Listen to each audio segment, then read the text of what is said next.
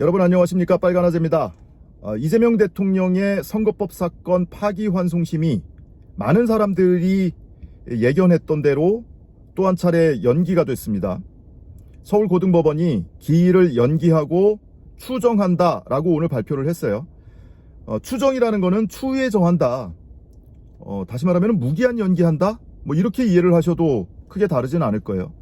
무기한이라고 하지만은 무한정 연기하는 건 아니고요. 언제까지 연기를 해두는 것이냐, 그건 재판부가 밝힌 연기 사유를 보면 알 수가 있는데요. 헌법 84조를 근거로 들었습니다.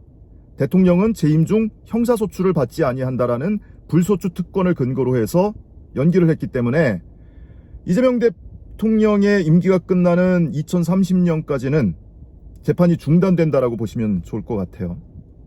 근데 이거 너무나 당연한 결론인데도 그래도 마음을 놓지 못했던 것이 국민의힘 일각에서 억지 주장을 계속해왔잖아요. 불소추 특권의 형사소추라는 표현은 이미 진행 중인 재판은 포함이 안 돼. 그러니까 재판이 중단되는 건 아니고 계속 재판해야지, 무슨 소리야.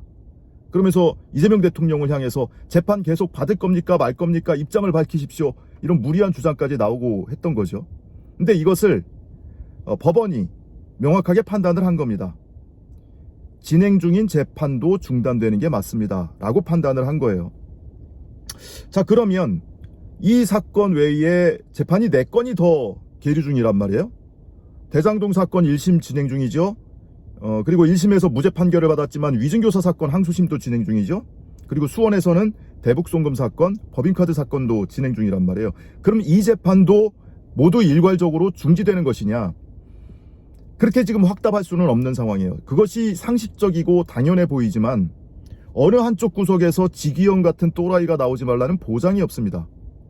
당장 대법원장부터 또라이 짓을 했잖아요.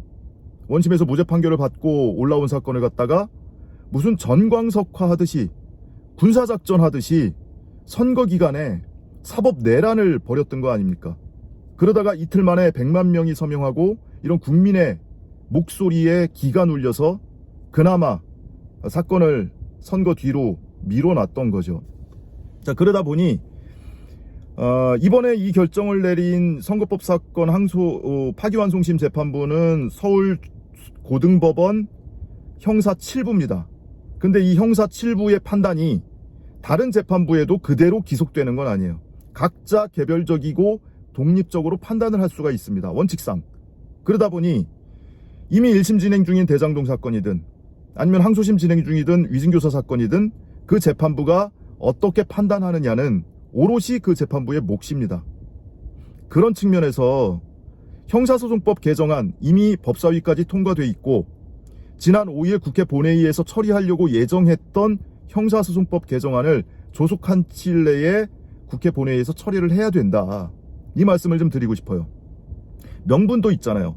자, 이것에 대해서 국민의힘 일각에서나마 소수설로나마 진행 중인 재판은 중지하면 안 돼 라는 주장이 있었는데 이미 파기환송심 법원의 판단도 나왔고, 그러니 논란의 여지를 없애기 위해서 헌법 84조에 규정되어 있는 불소추 특권을 명문화해서 보다 분명하게 형사소송법에 담는다, 이런 명분이 있기 때문에 이거를 더 이상 미룰 일이 아니지 않을까. 물론 이 법안을 본회의에서 처리하기 위해서는 민주당에서 여러 가지 고민이 있을 거예요.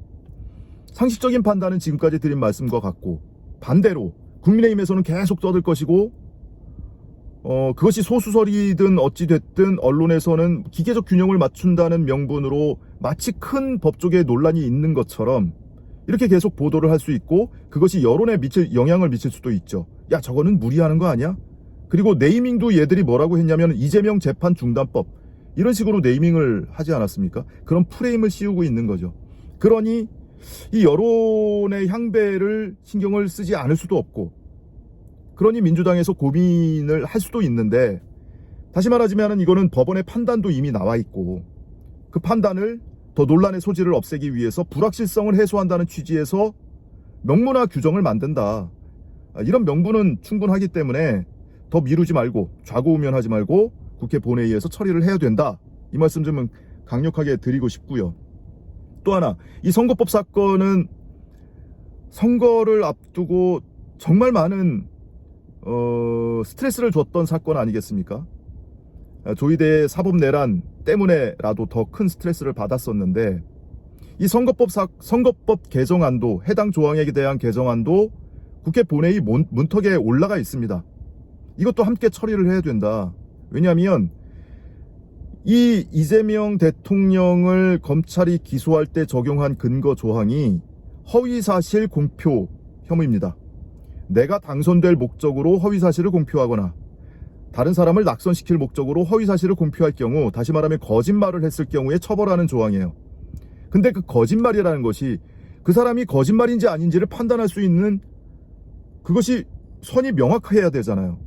그래서 이 허위사실 공표 조항에는 그 구성 요건이 나열되어 있습니다.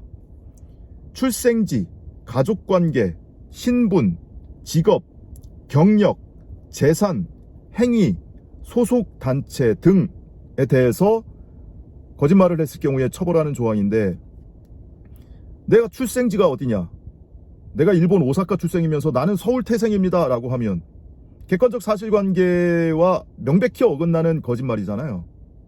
그리고 가족관계, 나는 부모님이 있습니다. 근데 부모님이 이미 돌아가셨어. 그럼 거짓말이죠. 나는 일남 일녀를 두고 있습니다. 근데 알고 보니까 자식이 없어. 거짓말이죠. 이렇게 객관적 사실관계하고 명백히 반하는 발언이냐 아니냐를 판단할 수 있는 것은 의유를 할 수가 있는데, 그 중에 하나 구성요건에 행위라는 게 들어가 있단 말이에요. 근데 이 행위라는 이 두 글자가 얼마나 포괄적이고 자의적으로 해석이 가능하냐, 이번에 이재명 대통령 사건을 보면서 우리가 절실히 깨달았잖아요.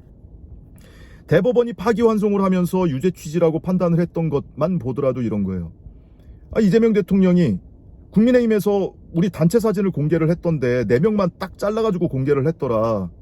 단체 사진인데, 그러니까 그거 조작한 거 아니냐 라고 얘기한 것을 가지고 해석하기를, 이것은 해외 출장 중에 고 김문기 씨와 골프를 치지 않았다고 말하는 것과 마찬가지야.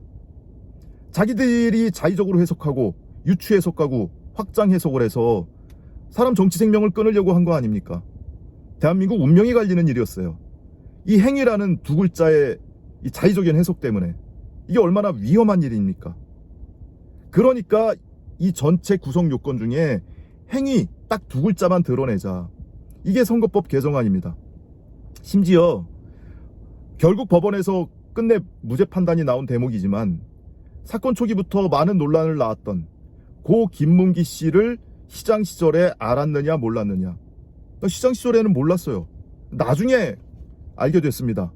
그 사람이 그 업무를 꽤 잘 맡아서 했던 사람입니다 라고 얘기를 했더니, 시장 시절에 몰랐다라는 것은 거짓말이다.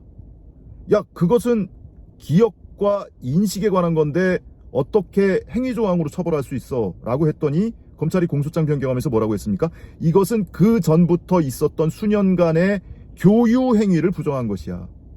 사전에도 없는 말을 만들어가면서 행위조항에 어거지로 끼워 넣으려고 했던 게 검찰입니다. 이렇게 검찰이나 수사기관이나 또는 판사에 따라서 달리 해석될 수 있는 이런 불확실한 조항을 남겨두는 것이 과연 바람직하냐. 그러니 여러 가지 구성 요건 중에 출생지, 경력, 신분 이런 거 다 그냥 두고 행위 두 글자만 드러내자. 이게 선거법 개정안입니다. 이 개정안이 마찬가지로 지난 5일에 국회 본회의에서 처리될 예정이었는데, 민주당에서 속도 조절을 하려고 한 것인지 앞서 본 형사소송법 개정안과 지금 말씀드린 이 선거법 개정안을 처리를 지금 상정하지 않고 밀어놓고 있습니다. 이건 역시 또 빨리 처리를 해야 된다.